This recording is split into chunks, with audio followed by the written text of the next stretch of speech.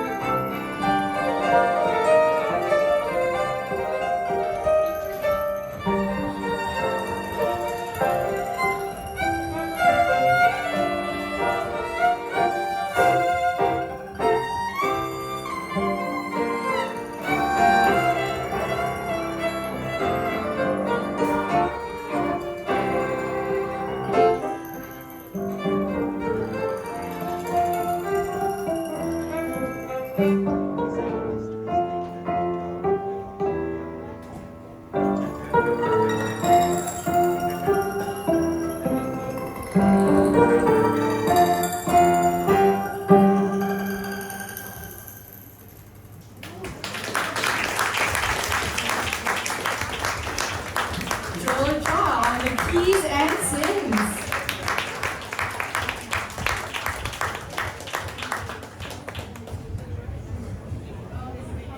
Oh, he's busy with his beer. No, I'm working. Okay, fine. Go work for a while. Excuse me.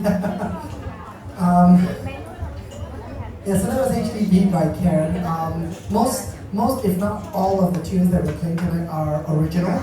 And so you just heard two tunes written by Karen. And the next two tunes are mine. I promise like the first set of music that we play is about as weird as it gets, okay? Like Karen and I thought through the set list and we were very conscious to make sure anything that might be, I don't want to say less savory, but less palatable, we put in the first set so everyone can go home on a nice note at the end of the night. Yeah. So this next song of mine is originally a jazz, like I originally wrote as a jazz ballad, very slow. I heard someone in the back go, yes, yeah. You're about to be so disappointed. I'm sorry. And so when I took this song into this project with Karen, I thought to myself, one of the things that I've always wanted to really do is, with this is play like a a slow jazz version of it. So slightly hip hop, but like with a very strong emphasis on the time feel. And in jazz, we're playing this song at what we call big boy tempo. Yeah, so it's a really slow tune, which makes it quite hard to play, but at the same time, I think it makes it very fun. And this song was named after like if you're aware of the pianist Keith Jarrett, he has a box set from performances in Japan called the Sun Bear Concerts, and this song is called Sun Bear Gift.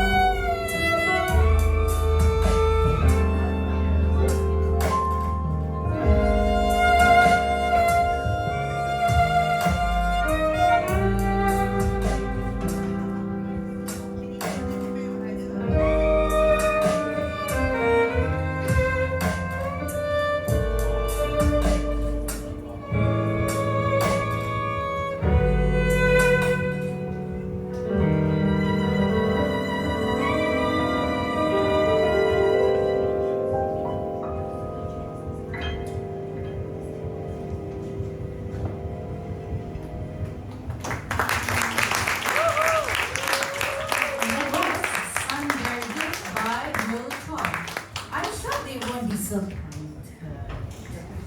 I think I was very happening. Trying to. But yeah, so I like that one. Thank you for the challenge. And what? Vicky and challenge. Oh, this is a duo team, and the next song is called Team Theme. Got that right? Yeah. Because I didn't drink any beer, so I completely missed it. Team Theme. This is rebellious child over here. Okay. Calm down, calm down. Alright, would you like to tell a bit more about this before we begin? Yeah, so this original is probably the weirdest sounding one. I'll be honest, the harmony in this is quite tricky. It moves around a lot, it's not very straightforward, and then we've taken it one step further and like kind of grunged and rocked this up a bit more, as you'll hear with Karen's violin later on. It really isn't a very straightforward tune. However, I will say for this song, I know I wrote it, but I feel I'm still entitled to have an opinion about it. I do enjoy the melody of the tune, and I think the reason why the harmony turned out so weird is because it was led a lot by the melody. And so if you find yourself able to sing this, like, congratulations, wow, you have a really, really good ear.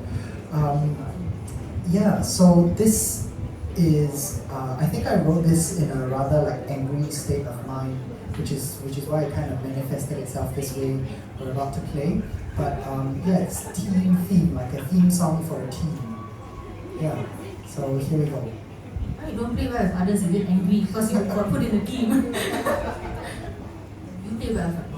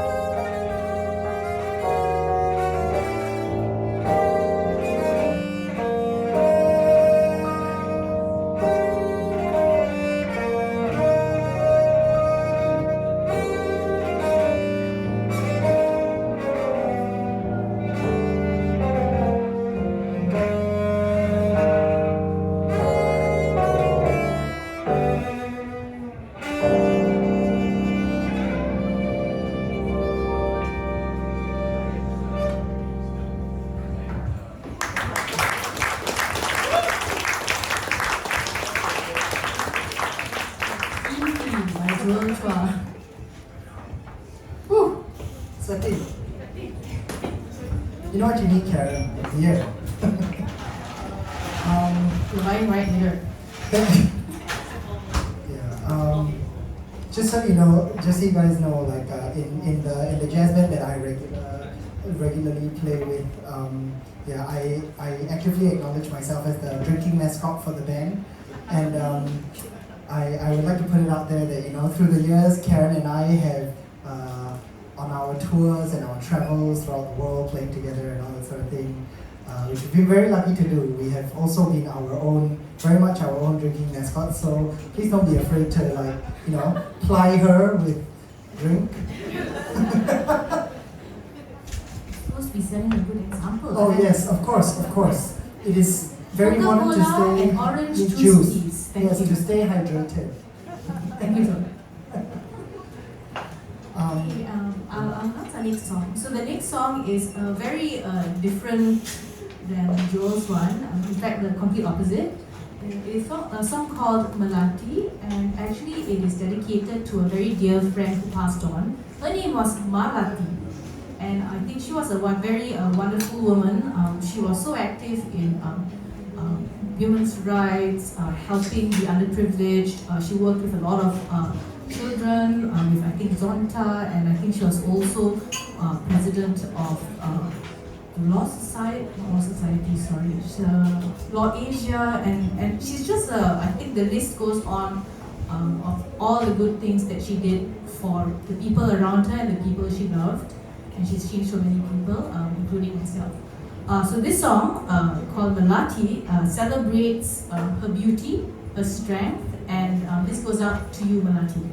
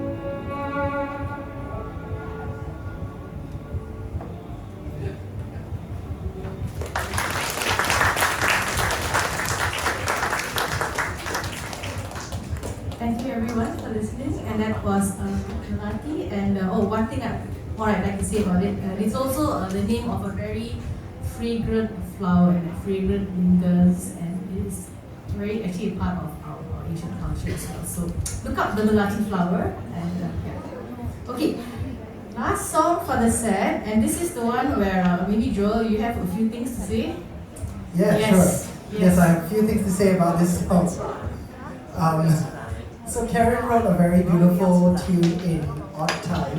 In case you don't know what that is, most of the time in music we feel the pulse in four. So 1, 2, 3, 4, 1, 2, 3, 4. And Karen wrote this beautiful tune in 7, and it's a bit like a pendulum. So I hope I'm not getting too technical here in explaining what odd time meter is, but essentially it works a bit like a pendulum where it swings one way and then it goes back in the opposite, and then it goes back and then it comes. You'll hear it in the song, but this was a very challenging song for both of us to play to begin with, and then in the process of messing around and playing, really approaching the song with a sense of play, we decided to try and put a disco beat to it, and we have greatly regretted it ever since. But we have worked very hard to try and do this song justice nonetheless. Yeah, was there any particular inspiration for this song? Well, actually, I've never written a song in uneven meter before, so I thought I'd try it. And one of the reasons was also because we have Greg in the house. He was my composition lecturer at the cell. He was here, not sure if he's still here. Anyway, we have Greg and we have of course Dr. Sharpie, who does beautiful compositions. So we are on our metal tonight. So we have Greg Lyons and Dr. Sharpie, and these were our composition lecturers at the cell. And actually, Dr. Sharpie worked with us for live composition and dance at the same time. It's very cool. So anyway, one of that gentleman's signatures are tunes in odd times. And we have some members here. We have Eriko, and she's been playing with Omniform, and she's been telling me melodies in odd timings are challenging, but I'm sure satisfying as well. So here is our version. Can I say one more thing, Karen? Just to highlight exactly how silly I've made it for myself. Aside from us trying to play this song, just the two of us. If you don't know, a rhythm box on the keyboard, which is what I've been using to generate the drum sounds, right? They also typically function in 4. And so what we've had to do is butcher and chop up this disco beat that is in 4. Let me see if I can play it. Sorry, can we get this? I'll show everyone also so you can get it. 1, 2, 3, 4, 1, 2, 3. Yeah, so we've had to deal with this and work out a way to make it work in 7. And honestly, this has become one of my favorite tunes of the set. So it's still a struggle. It's always a struggle, but I do really enjoy it. Thank you, Karen. We have one more set after. What doesn't kill you first makes you stronger. Yeah. We have one more set after this, and we'll be hanging out with everyone. I think most of you know us. Please feel free to come and talk to us. Karen and I are the friendliest people I think you could meet. So please come hang out with us. And thank you so much for being here with us. Yeah, and this is Rapid.